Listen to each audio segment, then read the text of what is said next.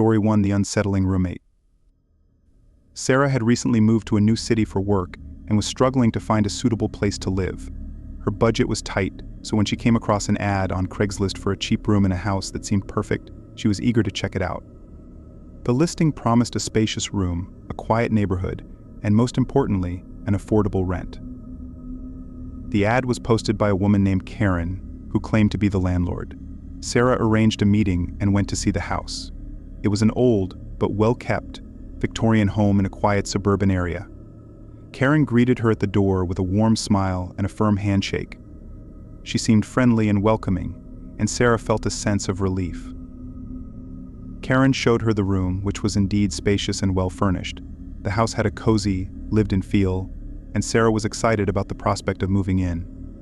Karen explained that she lived in the house with her teenage son Luke, who would be away at boarding school for most of the year.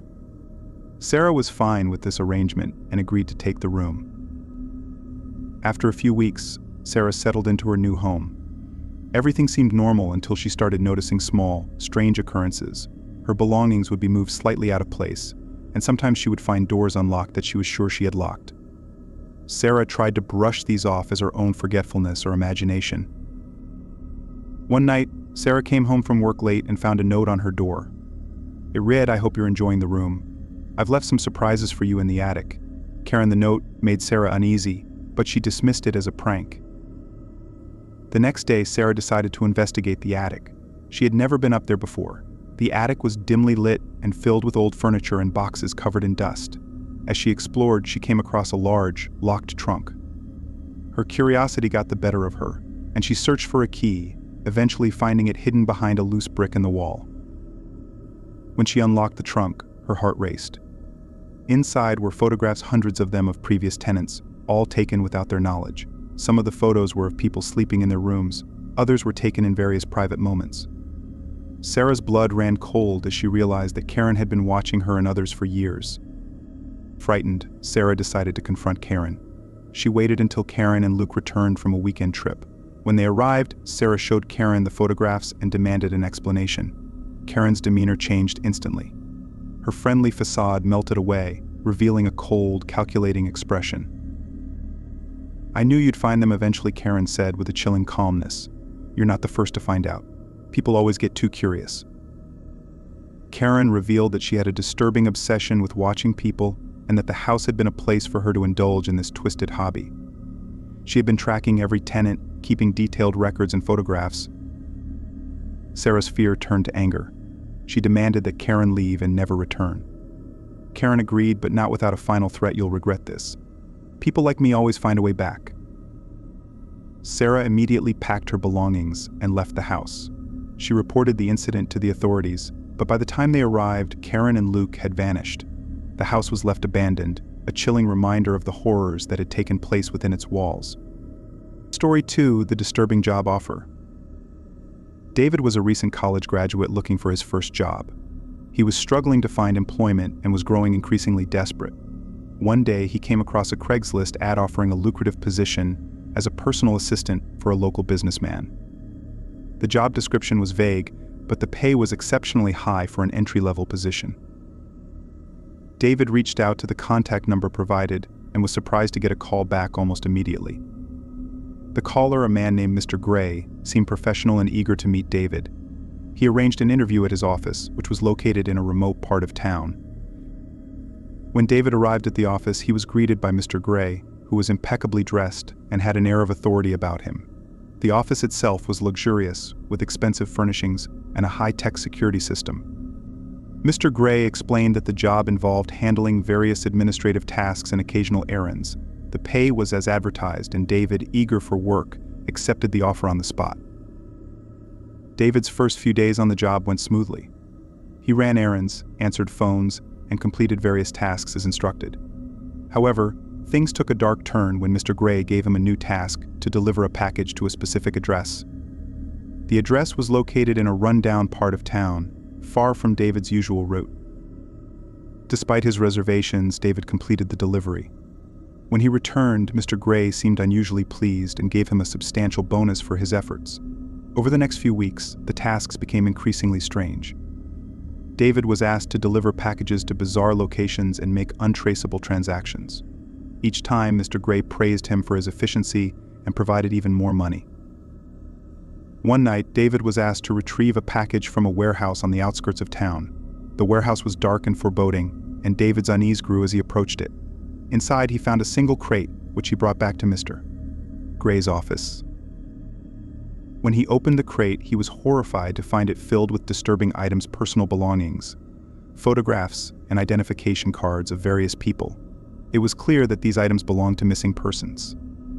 David's heart raced as he realized that Mr. Gray was involved in something far more sinister than he had imagined. Desperate for answers, David confronted Mr. Gray. The confrontation turned into a chilling revelation. Mr. Gray admitted that he was involved in a network of human trafficking and that David had been unknowingly aiding in their operations. The personal assistant position was a cover for his illegal activities. David's fear escalated as Mr. Gray threatened him, saying that he would be the next victim if he didn't cooperate. Terrified, David managed to escape the office and fled to the police. He reported everything he had discovered, and the authorities launched an investigation. Mr. Gray was arrested, and the warehouse was found to contain evidence of his criminal activities. David was hailed as a hero for exposing the operation, but he remained haunted by his experiences. The job that had seemed like a golden opportunity had turned into a nightmare, and David could never shake the feeling that he had narrowly escaped a much darker fate. Story 1: The Whispering Nurse. Claire had always been passionate about nursing. She had spent years working in a busy city hospital, dealing with all kinds of medical emergencies and patient needs, but nothing prepared her for the chilling experience she had one cold winter night. Claire was assigned to the night shift in the geriatric ward, a section of the hospital known for its high turnover of patients due to the nature of their illnesses. The ward was typically quiet at night, with only a few patients needing constant monitoring. Claire was used to the eerie calm of the night shift, but that night was different. It started subtly. Claire began hearing whispers, soft and indistinct, coming from the empty rooms. At first, she brushed it off as the building settling or the sound of the heating system, but the whispers grew more persistent. They seemed to come from the end of the hall, where the old and unused rooms were located. Curious and a bit unnerved, Claire decided to investigate. She walked down the dimly lit hallway, her footsteps echoing against the walls. The whispers grew louder as she approached the old rooms, but as soon as she reached them, the whispers stopped abruptly. The rooms were dark and empty, and Claire couldn't find any source of the sounds. The feeling of being watched lingered as Claire returned to her station. She tried to shake off the unease and focused on her duties, but the whispers continued to haunt her throughout the night.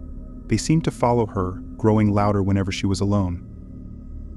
As the shift dragged on, Claire began to feel an increasing sense of dread. Her skin prickled with the sensation of someone or something close behind her. She tried to ignore it, telling herself it was just the stress of the job.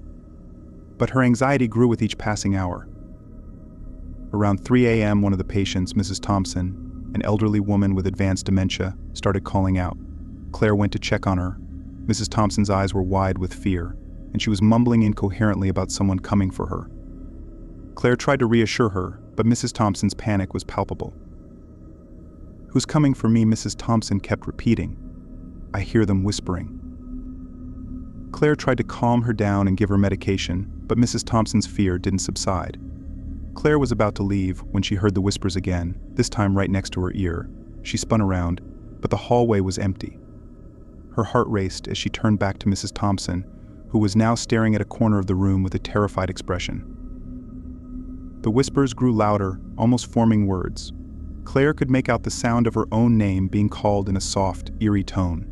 She felt a cold breeze brush past her, despite the room being perfectly still. The temperature in the room seemed to drop suddenly. Claire's anxiety reached its peak. She called for the head nurse, hoping to get some support. The head nurse, an experienced woman named Linda, arrived and listened to Claire's account with a concerned expression. Linda nodded sympathetically and told Claire about an old legend associated with the hospital. According to the story, the hospital had been built on the site of a former asylum, and many patients had died under mysterious circumstances. The whispers Claire heard were rumored to be the voices of the lost souls still wandering the halls of the hospital. Claire's shift ended shortly after, and she was relieved to leave the eerie atmosphere behind. She spoke with Linda the next day, who assured her that the whispers had been reported by other staff members as well. Though Linda wasn't sure about the ghostly tales, she promised to keep an eye out. From that night on, Claire's shifts in the geriatric ward were filled with an eerie tension. She could never shake the feeling of being watched and the haunting whispers that seemed to follow her. Despite her best efforts to ignore it, the experience remained a chilling reminder of the unknown presence that lurked within the hospital walls.